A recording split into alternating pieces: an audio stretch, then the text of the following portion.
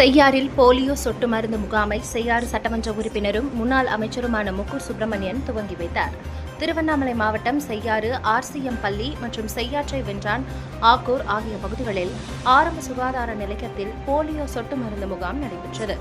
முகாமிற்கு சிறப்பு அழைப்பாளராக செய்யாறு சட்டமன்ற உறுப்பினரும் முன்னாள் அமைச்சருமான முக்கூர் சுப்பிரமணியன் கலந்து கொண்டு போலியோ சொட்டு மருந்து முகாமை தொடங்கி வைத்தார். பின்னர் 5 வயதிற்கு உட்பட்ட குழந்தைகளுக்கு போலியோ சொட்டு மருந்து வழங்கினார்.